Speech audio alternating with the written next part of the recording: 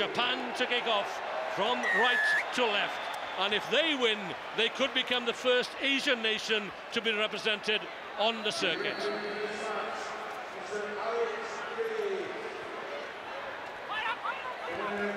So Italy gain first possession, but Japan have stolen it. Alex Ruiz waiting for advantage, and this is big Pahiva Lotta here, built like a JCB, or perhaps I should say a Kubota. And here is the first try in the corner, claimed by Yuasuke Kuwazuru. Now that's a better start from Japan against Russia. They went 2 scores down, but their attitude was good. Kuwazuru, he didn't start against Japan, he came in. Loto Ahia, also the reason he's in there is because Italy were hugely physical in their match against Hong Kong, so obviously Japan had looked at that, and I believe they selected a side to take on the physicality of the Italians, and what a start that they've given themselves. They couldn't have wished for a better start. Sakai, the captain, sees his kick fall short of the mark, but Japan are out of the blocks early. They lead Italy by 5-0. Japan defeated Russia in extra time, and I wonder how much that extra effort has taken out of them. But they still battle away here through Lamano Lemiki, a star of the Asian 7 Series last year in his first season on the circuit. Here we go again, Katsuyoki Yakai. Kuwazuru is over for his second. On the spot was the referee, and the touch judge in goal.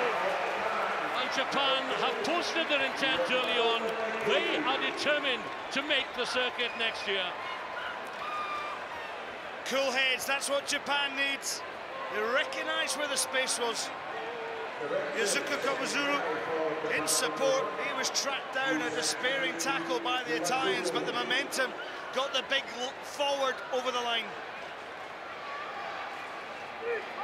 Well, 2 tries in as many minutes for Japan. And the Brave Blossoms have extended their lead courtesy of that conversion. 12-0. And when you consider that Italy have hardly touched the ball, they've put themselves in a commanding situation. And maybe Scott, Japan had benefited from taking part in a full-blown tournament in Tokyo last weekend. They narrowly missed out on a cup quarter-final placing, but that has certainly boosted their confidence. And here they come again into midfield. The captain, Sakai, taken there by Kane Robertson for Italy. The ball is on the plate, though, for Yoshikazu Fujita, the speedster. Lovely floated pass out wide. But the big man, Pahiva Lotta here, wasn't quite up to scratch there.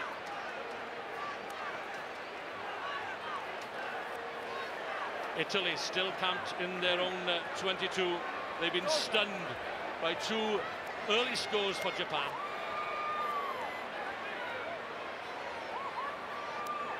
Some sleight of hand at the line-out.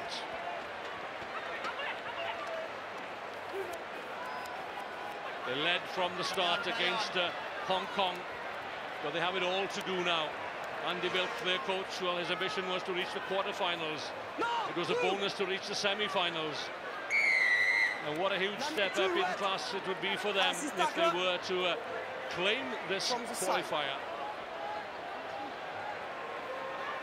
Well, Italy's played the touchlines when they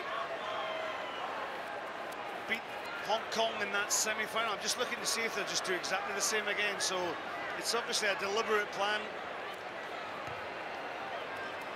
Yeah, Italy played a tactical and territorial game to stifle the ambitions of Hong Kong. And here they are on the threshold of what undoubtedly would be their greatest achievement on the World 7 stage. Out of their own half for the first time. As you can see, the floodlights on here, and twilight will be coming in. The crowd have been here since, what, 9 o'clock this morning. It's been a wonderful atmosphere. Italy and Japan in the spotlight. Sakai offloads to Lotte Tungiri. Tungiri gives chase. The Italians are there in numbers. But it'll be Japan's line out. Well, they've got the territory win, and it's all about what they do in terms of their execution. What have they been doing throughout the whole tournament? They've actually looked the most consistent side. They got a little bit of a fright in the semi against Russia, went 2 tries behind, but got themselves back in because they were playing good sevens rugby. Well, they're 2 tries in front here, and they could add to their tally as the big men come in numbers, and that is Lotte Tungiri. Can't quite get the ball away. Excellent work by Giulio Rumbini, the number 4 for Italy. It's all hands to the pump here. Oh, lovely pass. Shame that it was forward. Now Lotte Tungiri is the man penalised. My mistake. Smashing tackle though from Rubini. This is Andy Wilk, and it's interesting that England are through to the final, because when England last won, this man Andy Wilk was standing alongside Simon Hamer lifting the cup in 2006.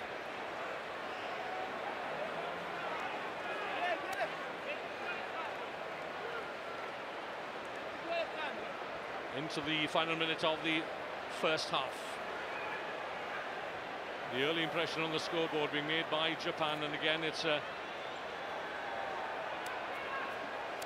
down the front for Italy. They can't secure possession, and they've popped up a penalty advantage to Japan. Lomano Lemeki out to Yoshikazu Fujita, the speedster. Sakai, the captain, pressing on the loud pedal.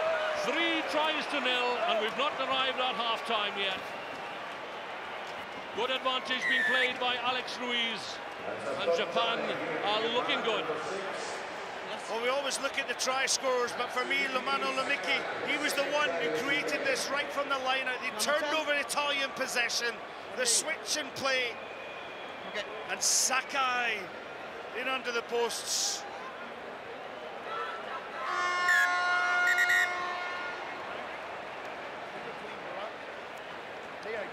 So we arrive at the break with Japan, the Asian champions, leading the FIRE European champions by 19 points to 0. And just to remind you, at stake is a place on the HSBC Sevens World Circuit